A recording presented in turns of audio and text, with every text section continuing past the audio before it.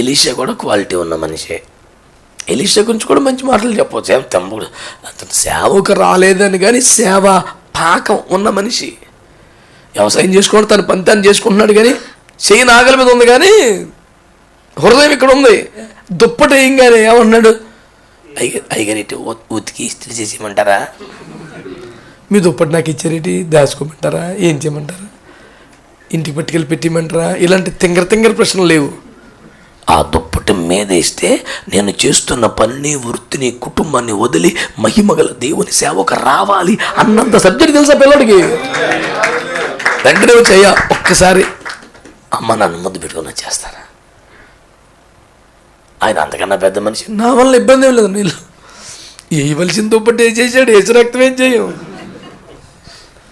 ఏం పర్లేదు వెళ్ళారా అన్నాడు. వెళ్ళేం చేశాడు, అమ్మ నన్ను ముద్దు పెట్టుకున్నట్టు అక్కడ రికార్డు లేదు. ఈ నాగలి చీల్చి ఎద్దుల ముక్కలు నరికి ఈ కర్రలతో మాంసం వండి అందరికి పంచిపెట్టి వచ్చేసాడు. 2 పాయింట్లు అందులో. ఒకటి, సేవకు ఏడుతా రాకూడదు, విందు చేసి రావాలి. యాక్చువల్గా మంచి జాబ్ అండి, మరి ప్రభు పిలిచాడు, నువ్వు రాకరా బాబు. పనికి వాళ్ళు ఏడు పని అసలు ఎక్కడికి గంతేసి రావాలి, విందు చేసి రావాలి. సేవకుతో ఈశ్వరోమని ఏడుపు మొహం వేసుకొని అటు బెత్తిస్తా కొనే రోజులాగా నువ్వు బాగుపడు, ఎవరిని బాగుపడు, నువ్వు ఎందుకురా నువ్వు లేచి పరిపెత్తికి వెళ్ళిపోను వేసిపోయావు. No lord, actually the angel of the lord has to come. There is a process my lord. దూత రావాలి, నీళ్ళు కథలో మొదలదే, నువ్వు లెగరా రై. ఈడెందుకురా నాయన. వచ్చిన వాళ్ళందరూ చూస్తున్నారు, మీకు ఎంతకాలం అయింది సార్? 38 years. తగ్గలేదా? అరే బిబ్బే తెస్తా కోన్లో పని అవుతలేదు, పది ఇంకో చోటుకి వెళ్దాం. ఈశ్వరబాబు చూశాడు, నువ్వు వెళ్ళిపోరా అర్జెంటుగా. కొంతమంది అలాగే పోతుకుపోయి ఉంటారు సార్, పని అవుతా ఆడుతని దాన్ని పంపించేస్తే పనం ప్రశాంతంగా ఉంటుంది. దేవుడికి స్తోత్రం, అర్థమైన వాళ్ళకి వందనాలు. మరి అన్నీ ఇంకా అంతకన్నా విఫలంగా చెప్పలేం కదా సార్. నీకు ఎవడో ఉన్నాడు 38 years వదిలించుకో, నువ్వు బాగుపడతావు. నేను అంతకని చెప్పలేను. వేస్ట్గా అనవసరంగా పూసేసుకుంటారు.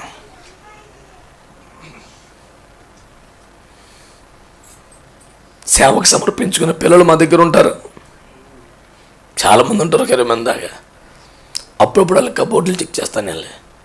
నేను సడన్కి వెళ్ళి రే కబోర్డులు ఓపెన్ చేయరా అంటే అంటే తీస్తేనండి పాపం ఏం పిల్లలేం పాపం చేస్తారు, అపవిత్రం ఏమి ఉండవు. బయట పారేసి తగల పెట్టవలసిన చెత్త కబోర్డులో ఉంటుంది, కుప్పలు తెప్పలు. ఇది ఎందుకురా అంటే ఒక్కొక్క కబోర్డులు ఎంత వస్తుంది, అవి మొత్తం తీసుకెళ్ళి తగలబెట్టించి నేను రాను. మీ కబోర్డ్లో ఏవైతే వేస్ట్ ఉన్నాయో అన్నీ తగలేపేవి చెప్తే అందులో దశింభంగా కూడా కాల్చడాడు. కొంతమందికి చెత్తను దాచుకోవటం ఎంత ఇష్టమో మీకు అర్థమై ఉంటుంది పాయింట్. వదిలించుకోలేరు, నాలుంటాడు ఉండాలి. కబోర్డు దగ్గరికి వెళ్ళి కబోర్డు తీయించి ఒక్కొక్కటి సరుకు బయట, ఎందుకురా దీనివల్ల ఏంటి ఉపయోగం, తీరరై తగలబెట్టు. నా పిల్లలు కాబట్టి అంత చనువు తీసుకోగలను, మీ అందరి దగ్గర తీసుకోలేను కదా. ఈ ఉపదేశమే నా ప్లేస్లో ఉండి మీ కబోర్డులు ఖాళీ చేసి చెత్త తగలేసి మంచి సరుకులతో నింపబడాలని కోరుకుంటున్నాను. మీరు ఒక రేంజ్లో ఉండాలి సార్, నాది నా కోరిక.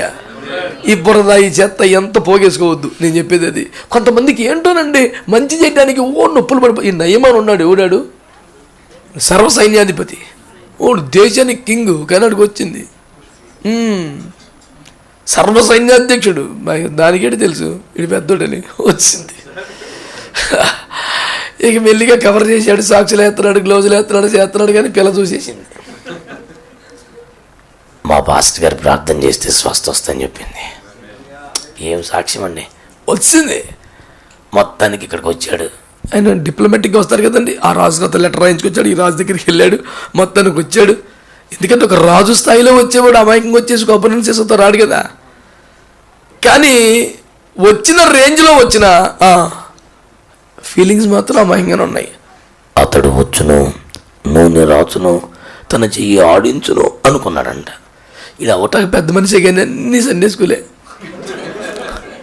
వీడు ఏం కోరుకుంటున్నాడు, ఈయన రాగానే నేను సిరియా దేశపు సైన్యాధ్యక్షుడు అనగానే తొల్లిపల్లి వేసి వచ్చి సెల్యూట్ కొట్టి, ఇక్కడ వెళ్ళేశారా బాబు నీ బిల్లబంటవద్దు కాదు సెల్యూట్ కొడతాకే. ఎవడు వీడికి ఏంటంటే జబ్బు ఉన్నా తెగులున్నా చచ్చిపోయేలాగా ఉన్నది, రోజు కొరికేస్తున్న ఫీలింగ్స్ మాత్రం.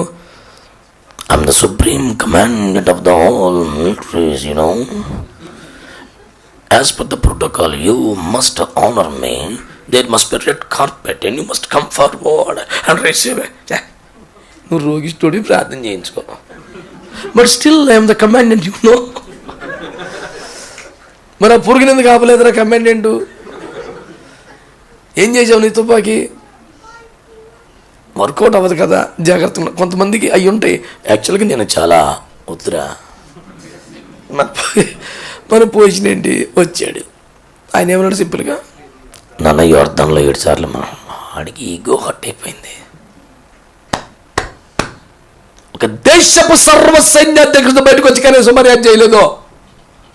ఇప్పుడు అందులో మురగటం ప్రాబ్లం కాదు, అయిగా రాపోవటం ప్రాబ్లం. వీడికి అతడు వచ్చునో చెయ్యి ఆడించునో నూనె రాయినో